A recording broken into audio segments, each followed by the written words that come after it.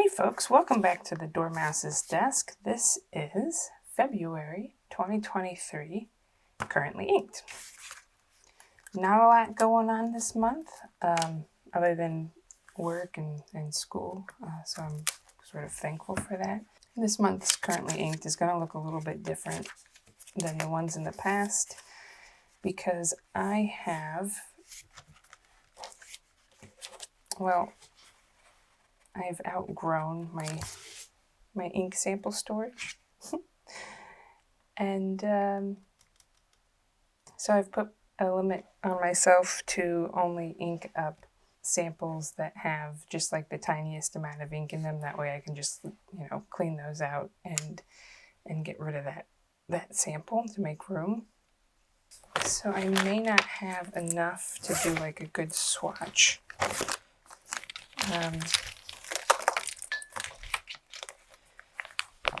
But these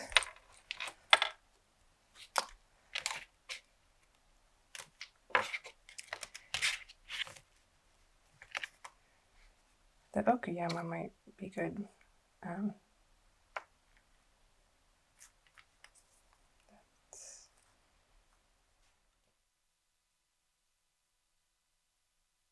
I inked something with this. Now I don't remember if I did. I may have just dumped it because I don't like that ink that much. But yeah, okay. So I might be able to wax some ink out of these. Some of them, like this one maybe, but probably not. Anyway, this is sort of a new pen. I did a hack on a Moonman M2. You can look it up on Reddit on how to do it, but it's basically cutting down the housing so that you can just slip the whole Pilot Parallel nib unit in there, and it works really well. Oh, and I need a little cover sheet. I'll just use my ink rag. Okay. Come on now.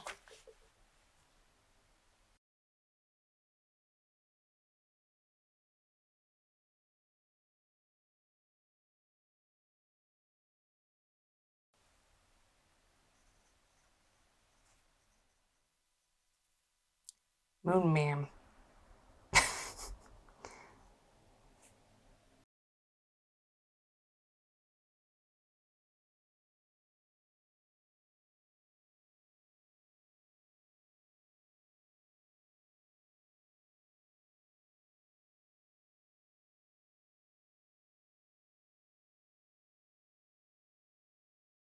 Hope you all are having a good February. This one is pretty unseasonably warm for us. It's been in the 60s and 70s the last week or so. It's really bizarre.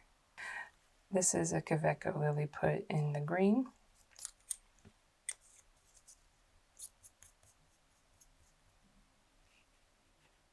And where's my sample of this one? There's really not much left of this sample.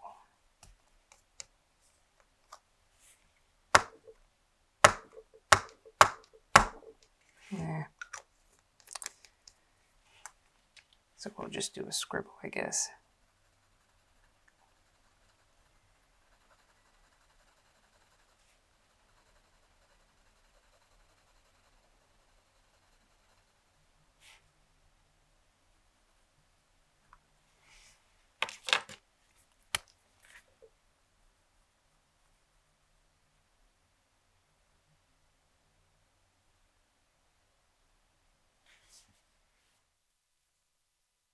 Okay.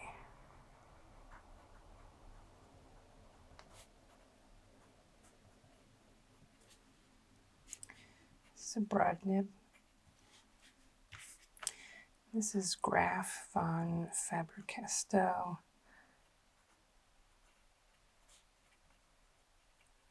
Viper green.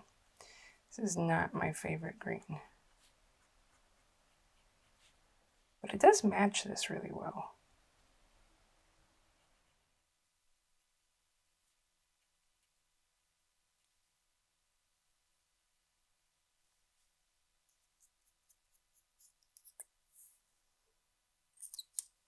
The only thing I don't like about this pen is the threads can get a little squeaky.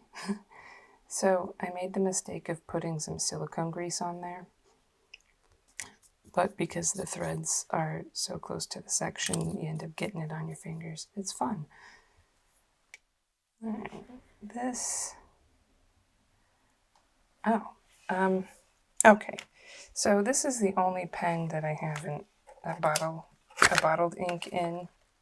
The Pilot Iroshizuku Sioro, however you pronounce it.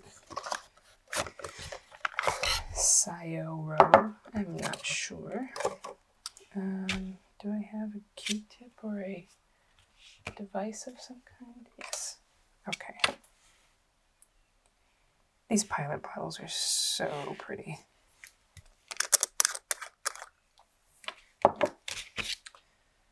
This was added to the currently inked late in the month.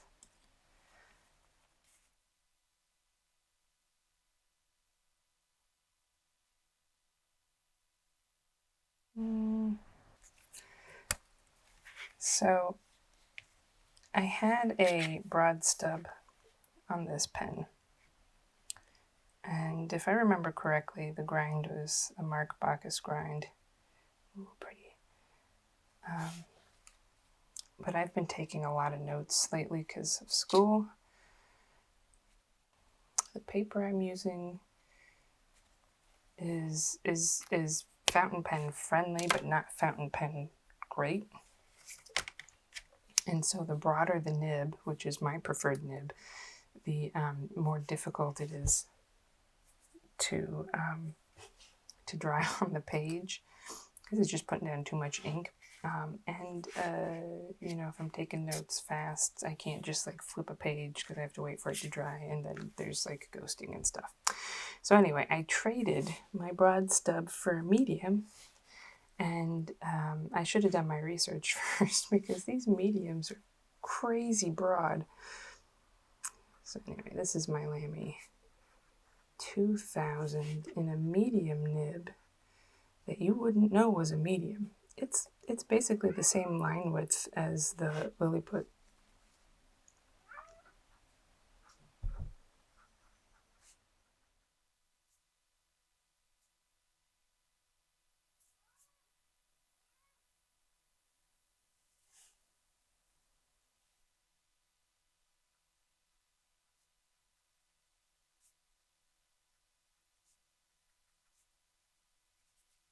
There's just a little bit of catch on this nib, and I think I just need to floss it. But other than that, it's a Lamy 2000 nib. It's great. Very wet, very juicy.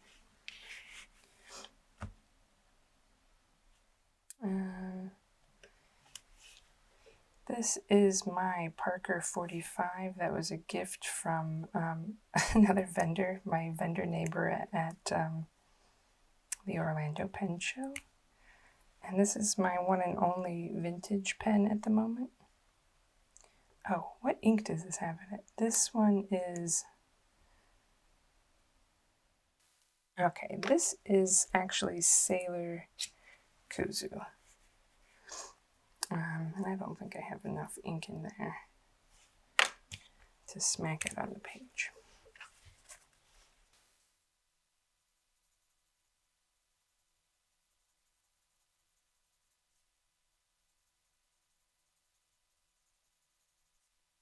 I don't know how I feel about this ink.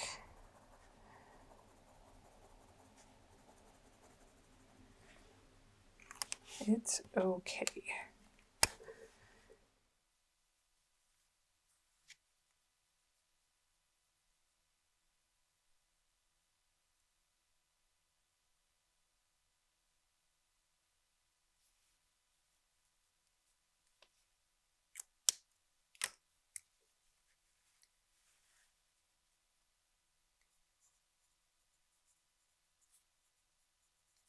This is a medium nib.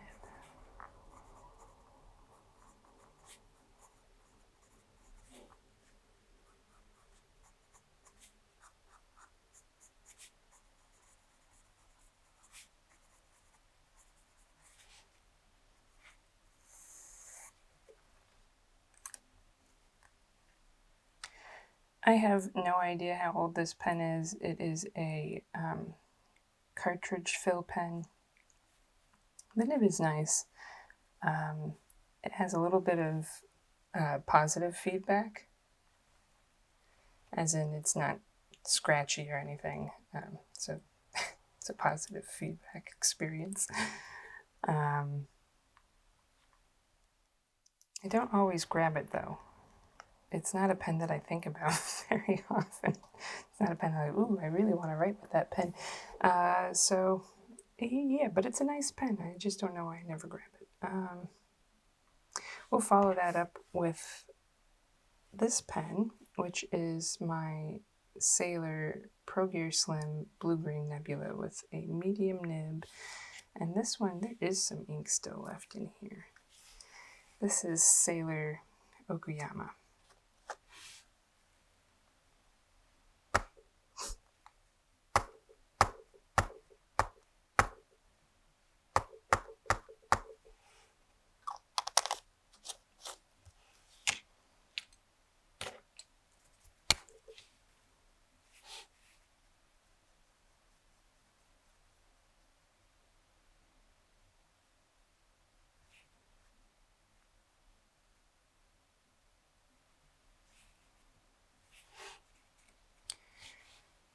Some messy splat like that will do.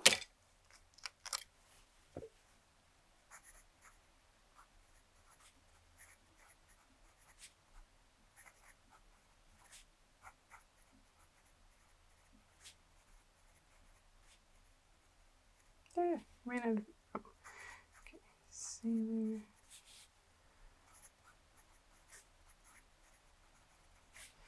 This is also a positive feedback experience.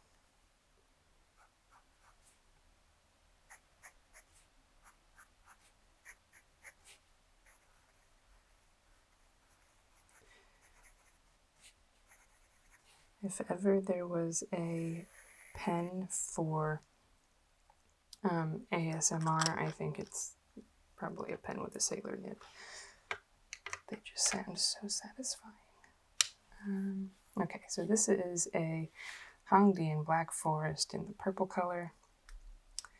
And this ink was Sailor Man Neko Yanagi. But in note-taking, it's just too light, so I added 1 drop of Cassia, Rohranklinger Cassia. And now it is basically Cassia. Which is so funny because the majority of the ink in this pen is Neko Yanagi. And I know I broke the sacred rule of mixing across brands, but I just had it available and I honestly just didn't care. It's not an expensive pen, and it was just, you know, sort of the last of a sample, so get out of here.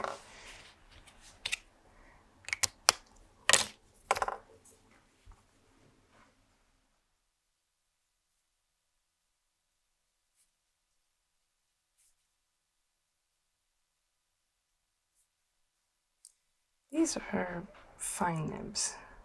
Well, I think you can get them in extra fine, but this one specifically is a fine nib.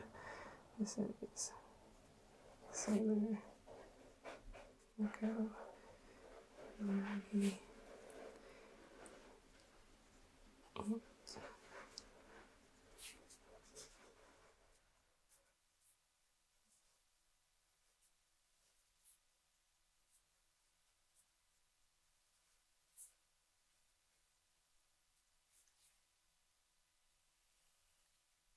This is for the price of the pen, which I think they're around $15. I really like these. They have a nice weight to them. They're solidly built.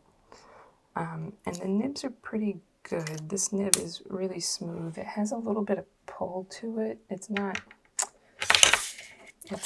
how do I explain it? It's not a catch. It's just a, it's like a drag, I guess. I suppose that's how you would classify it. What the heck is in this pen? Oh, this is a Tibaldi Perfecta. This has a fine nib on it. And this has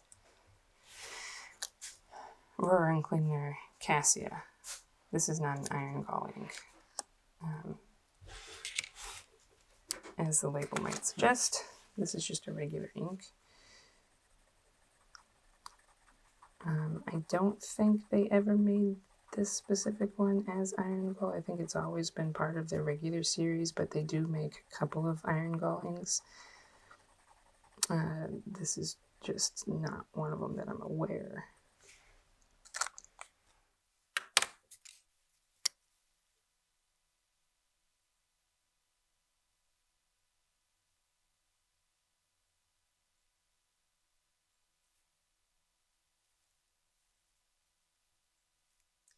It's a really nice purple. Okay.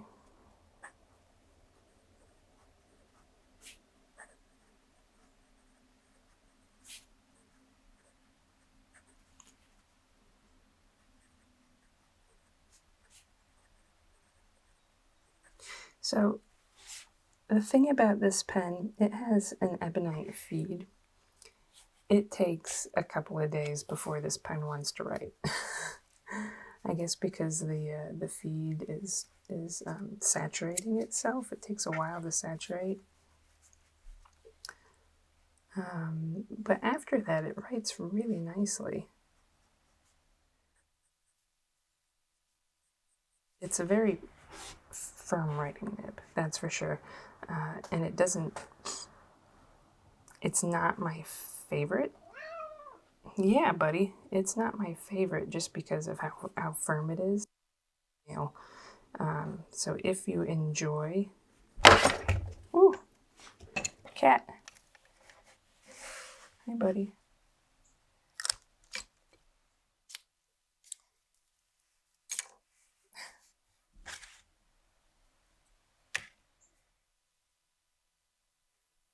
Okay, so, hey, bud. Come here. Hi. There you is.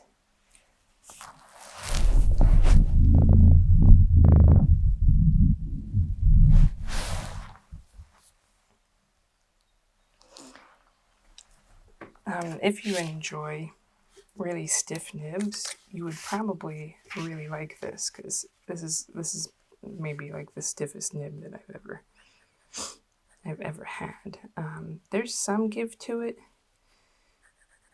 and you know, the harder you push down, the more ink you get. So heavy-handed folks that really like rigid nibs would like this one. It doesn't suit me. My handwriting looks like crap when I use this pen. If I'm being perfectly honest, it is not for me. But I'm sure there are people out there that this is really great for. So anyway, you can sort of see. Let me zoom in a little bit. You can see how similar these two samples are.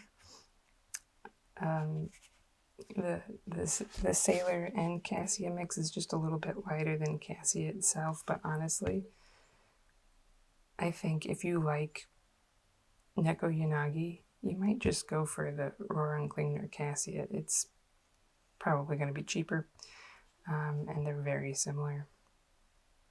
And you can see this on a page in a fine nib. All right, so let me pause, dry this, and then I'll be right back. All right. So here we are all dried. I didn't put the name of the ink here. Dang it.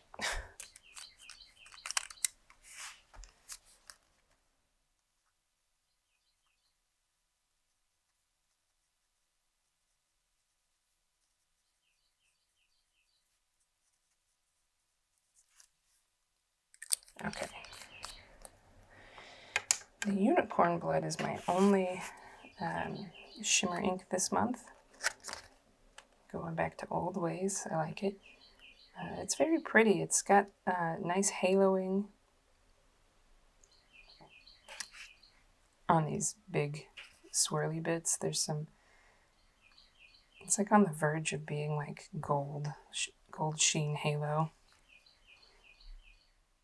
The Viper green is just, it's just green. It is what it is. It's fine. It does shade all right. It's not great. It's not my favorite Graphon Faber-Castell ink. I think I prefer the Cognac Brown. It's really pretty. And then Burned Orange is another great one. Their oranges are really good. Their orangey brown colors are really good. And Stone Gray is nice too. I need to get that in the pen. But first we got to go through some samples. The Iroshizuku is very pretty. It's dark teal color with this nice sheen on it. The Sailor Kuzu shows some nice sheen in the writing sample, and even a little bit in the in the swatch. It's almost too much sheen. You can't see a lot of the base color, and it just sort of like looks kind of muddy to me. It's not my favorite. The Okuyama, I think I like a little bit more than Kuzu. It's a little bit more on the sort of magenta-y, purpley side than this red burgundy thing. And there's a little bit less sheen in the writing sample. So the base color comes through more, and I like that. I prefer that. I do like this. First of all, I enjoy Neko Yanagi, but it's something that you have to have in a broad nib to make it legible. It's probably great for, well, I think I did do a painting with it. So yeah, it's great for art. There's a lot of different colors that are in the chromatography that come out in art. But broad nibs are really best in my experience with this ink, unless you mix something else into it. And I'm just astonished that one drop of the cassia altered it so much. And then the cassia, there's no real sheen on here.